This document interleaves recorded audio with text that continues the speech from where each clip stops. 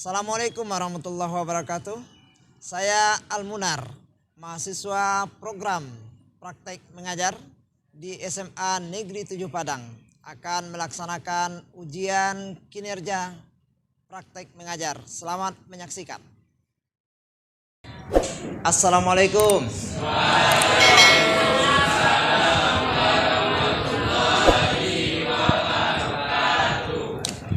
Sehat semua? Alhamdulillah. Oke, assalamualaikum warahmatullahi wabarakatuh. Waalaikumsalam warahmatullahi wabarakatuh. Anda semua, sebelum proses pembelajaran kita mulai, silakan ketua siapkan. Siap gerak. Berdoa mulai.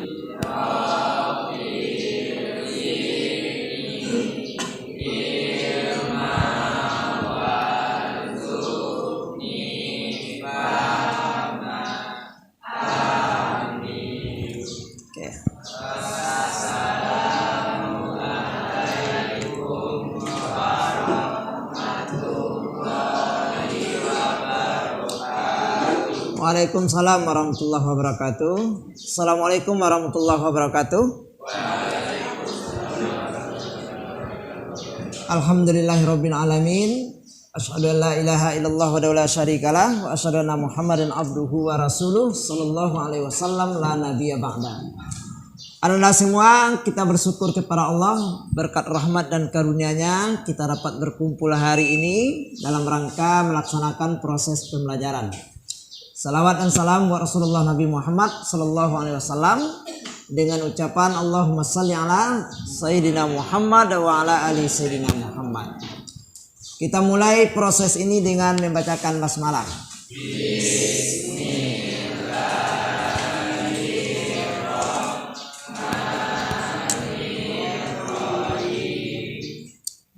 Kita absensi ya. Ahmad Farja, Al-Ihsan, Arizaldi Putra. Oke Anda semua, sebelum masuk materi hari ini, Bapak ingin tahu materi kemarin tentang apa? Tentang pernikahan. Sekarang judul materi kita adalah dalil-dalil tentang pernikahan, ya kan? Nah, sebelum lanjut materi, siapa yang bisa menghubungkan materi hari ini dengan materi kemarin?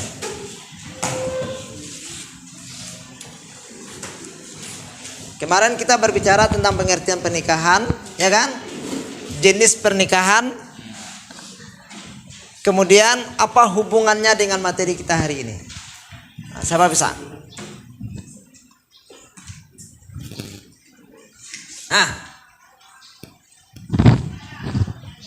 Fifth. Hubungannya karena dalil itu dasar hukum untuk nikah juga. Bagus. Karena dalil itu dasar hukum untuk nikah. Ya, aplaus untuk Hafiz dulu.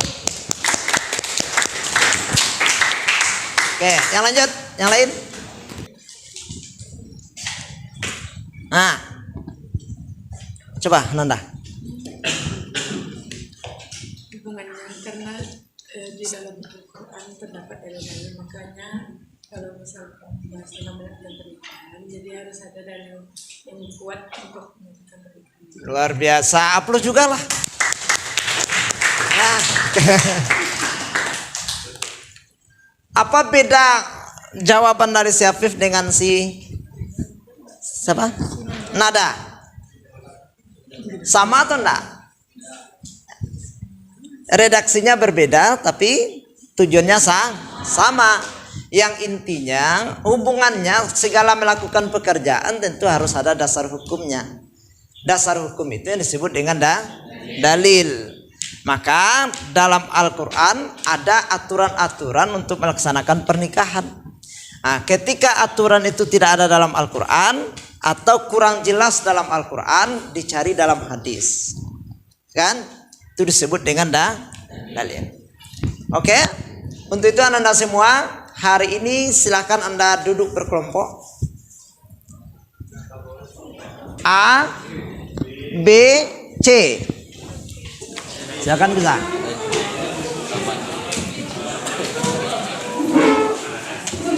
Untuk itu Anda, apa yang Anda kerjakan dalam kelompok? Simak. Pertama, Anda tahu dengan tujuan pembelajaran. Tujuan pembelajaran kita hari ini, Ananda mampu menjelaskan tentang dalil-dalil Al-Quran tentang pernikahan. Jadi, Anda akan saya anggap mampu dalam materi ini ketika Anda mampu menjelaskan dalil-dalil yang ada dalam Al-Quran yang berhubungan dengan pernikahan. Untuk itu Anda cari lewat video, lewat YouTube, lewat buku dalam waktu 15 menit masing-masing kelompok. Nanti baru mempresentasikan satu kelompok, tunjuk satu jubirnya, juru bicara. Paham kan? Apa yang Anda cari? Kelompok A, dalil dan penjelasan tentang pernikahan sebagai sarana melahirkan keturunan yang banyak. Catat A, pernikahan sebagai sarana melahirkan keturunan yang banyak, dan lewat pernikahan Allah memberikan kemampuan. Anda cari dalilnya, Anda cari penjelasannya. Oke? Dan lewat pernikahan Allah memberikan kemampuan. Kelompok B, pernikahan membuka pintu rezeki. Pernikahan membuka pintu rezeki dan dapat menimbulkan ketentraman dan kasih sayang. Pernikahan membuka pintu rezeki dan dapat menimbulkan ketentraman dan kasih sayang. Anda cari dalilnya, Anda cari penjelasannya. Kelompok C. Pernikahan dan konsekuensi Allah. Pernikahan merupakan konsekuensi Allah menciptakan manusia berpasang-pasangan. Pernikahan merupakan konsekuensi Allah menciptakan manusia berpasang-pasangan, dan pernikahan dapat menjaga pandangan nafsu. Dan pernikahan dapat menjaga pandangan nafsu. Silakan kerjakan. Waktu 15 menit mulai dari sekarang. Bikin apa? Penjelasan dalilnya. Ayatnya ya. Saya enggak. Silakan digali lewat apa, YouTube, lewat Google, lewat buku pegangan kita kan ada itu. Luar dari buku penjelasannya. Setelah selesai Anda diskusi, Anda semua aturan mainnya sudah Bapak jelaskan tadi. Ketika A tampil, B, C melomparkan dua pertanyaan, dua dari B, dua dari C. Ketika B tampil, dua pertanyaan dari A, dua pertanyaan dari C, sampai berikutnya. C tampil, dua pertanyaan dari A, dua pertanyaan dari B. Oke? Kita beri aplaus untuk kita semua dulu. Tolong. Nah, baik, yang pertama kita persilakan kelompok A untuk mempresentasikan hasil diskusinya. Silakan. Assalamualaikum warahmatullahi wabarakatuh. Waalaikumsalam warahmatullahi wabarakatuh. Baiklah, saya Aurel Chania Filaresa, perwakilan dari kelompok A, ingin menyampaikan hasil diskusi kami tentang dalil pernikahan sebagai sarana untuk melahirkan banyak keturunan. Pengertian, anak yang banyak dalam kehidupan sekarang adalah keturunan yang berkualitas dan tidak membuat keberatan orang tua dalam memberikan makanan yang bergizi, kehidupan yang layak, serta pendidikan yang bermutu. Dalilnya yaitu Quran Surah An-Nisa ayat 1 yang artinya, wahai manusia, bertakwalah kepada Tuhanmu yang telah menciptakan kamu dari diri yang satu, Adam, dan Allah menciptakan pasangannya Hawa dari dirinya, dan dari keduanya Allah memperkembangbiakkan laki-laki dan perempuan yang banyak. Bertakwalah kepada Allah yang dengan namanya kamu saling meminta, dan peliharalah hubungan kekeluargaan. Sesungguhnya Allah selalu menjaga dan mengawasimu. Quran Surah An-Nisa ayat 1. Ayat ini menegaskan kepada kita bahwa hendaknya kita bertakwa kepada Allah SWT yang telah menciptakan kita dari satu jiwa. Kemudian dari satu jiwa tersebut diciptakanlah pasangan, dan dari pasangan tersebut kemudian lahirlah banyak laki-laki dan perempuan. Yang kedua, dalil tentang pernikahan, Allah SWT memberikan kemampuan, yaitu Quran Surah An-Nur ayat 32 yang artinya, dan nikahkanlah orang-orang yang masih membujang di antara kamu, dan juga orang-orang yang layak menikah dari hamba-hamba sahayamu yang laki-laki dan perempuan. Jika mereka miskin, Allah akan memberi kemampuan kepada mereka dengan karunia-Nya, dan Allah Maha luas pemberiannya, Maha mengetahui. Quran Surah An-Nur ayat 32. Ayat ini mengingatkan kepada kita agar tidak perlu khawatir untuk menikah, karena Allah yang akan memberi kecukupan. Perintah pernikahan bersama dengan janji Allah yang akan memberi kemampuan atau kecukupan kepada orang yang mau menikah. Baiklah, sekian materi yang dapat disampaikan oleh kelompok A. Dari kelompok lain ada pertanyaan? Ya, kita beri aplaus untuk kelompok A dulu. Lanjut. Pertanyaan 2 dari B, 2 dari C. Silakan B dulu.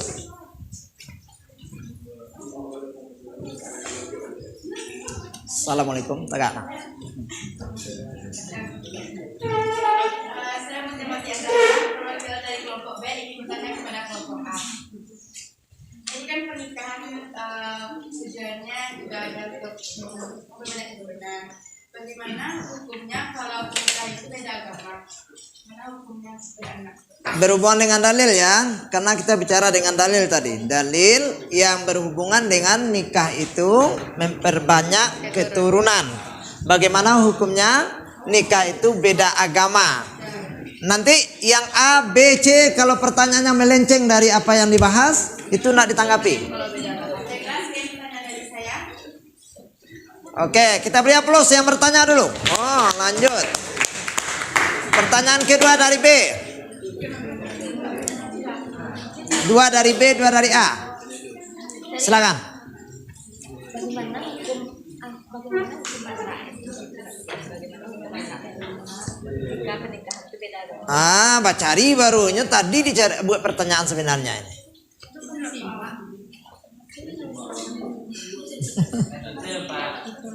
Kita lempar aja dulu ke C ya. Silakan C.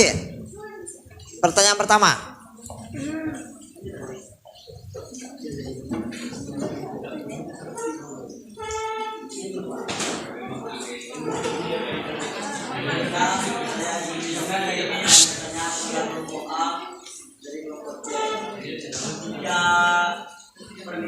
Pernikahan itu berjalan juga untuk memperbanyak keturunan apapun. Ya. Jika tujuan dari nikah itu berdasarkan dalil yang Anda baca hanya untuk memperbanyak keturunan, apa hukumnya? Oke, kita beri aplaus pertanyaan yang berbobot. Lanjut, yang kedua, silakan. Ya.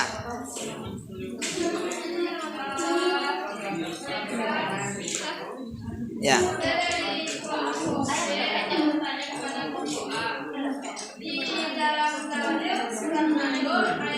Ayat 32 di mana di sini dikatakan ketika Allah memberikan kemampuan. Di sini dimaksudkan jika mereka miskin, Allah memberikan kemampuan kepada mereka. Maksud dari kemampuan miskin. Ya, kemampuan itu ini maksudnya apa ya? Jadi dari dalil ada yang berhubungan dengan jikalau engkau takut miskin dengan nikah, Allah akan cukupkan memberikan kemampuan lewat nikah itu. Apa maksud dari ayat itu? Iya, aplaus juga lah untuk C. Oke, menambahkan pertanyaannya ya. Nah, silakan. Saya perwakilan dari kelompok B bertanya pada kelompok A. Kan tadi dalam dalilnya dijelaskan bahwa pernikahan itu untuk memperbanyak keturunan, sedangkan pemerintahan mengadakan program keluarga berencana yang isinya hanya cukup 2 anak. Bagaimana tanggapan dari Bapak? Iya, bagus. KB ya, keluarga berencana. Paham nak? Oke, kalau sudah paham, siapa yang bisa menyimpulkan materi kita hari ini? Menikah dengan sesuai ajaran. Ya, silakan. Ya, Menikahlah sesuai dengan ajaran agama. menikahlah sesuai dengan ajaran agama. Oh, simpel, padat, jelas. Oke lah, kita beri aplaus lah dulu kalau gitu. Yang lain, yang agak melebar dikit. Kan banyak kita bicara tadi kan. Silakan.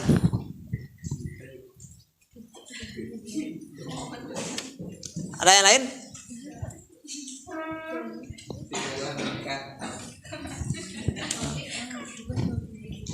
Ya, coba. Pin. Pernikahan yang sesuai dengan syariat Islam itu mendatangkan banyak manfaat bagi kehidupan. Oh, pernikahan berdasarkan syariat Islam sesuai dengan aturan-aturan agama banyak mendatangkan manfaat. Oke. Yang lain? Jadi ada 2 kesimpulan yang dibikin oleh temannya. Pertama, pernikahan itu yang diberkahi itu sesuai dengan aturan agama, dalilnya. Kemudian ketika nikah itu dilaksanakan sesuai dengan aturan agama akan mendatangkan manfaat. Terakhir. Segeralah menikah. Kita beri aplaus. Mikel, kita beri aplaus lah. Segeralah menikah jikalau engkau sudah mampu kan. Bagus itu. Kalau wajib kan? Wajib berarti hukumnya. Kalau nyawa mampu kemudian tidak bisa menahan syahwat lagi, segeralah. Kalau enggak berdosa.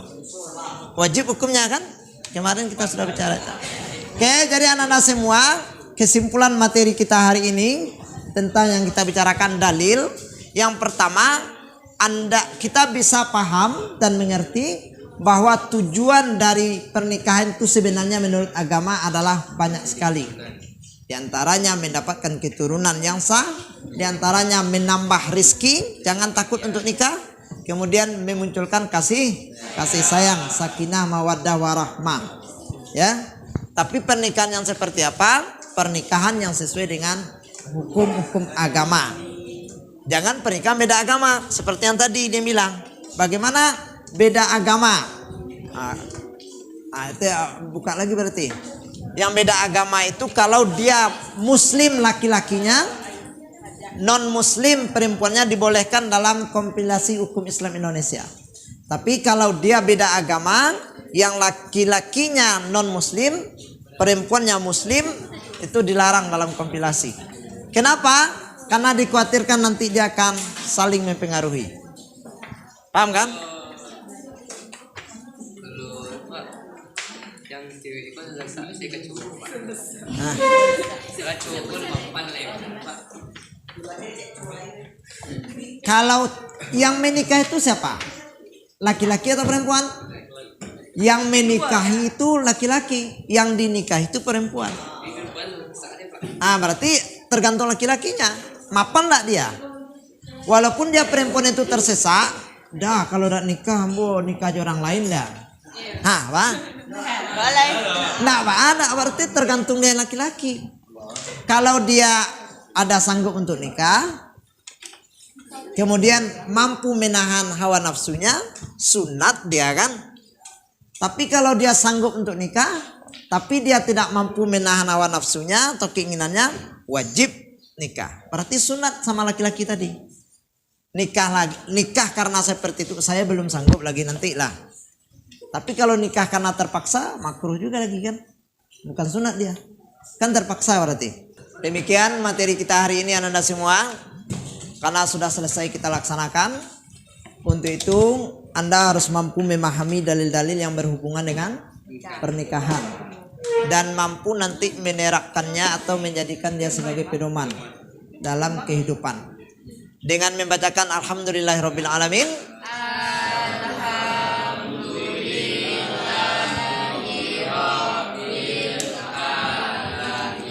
Assalamualaikum warahmatullahi wabarakatuh.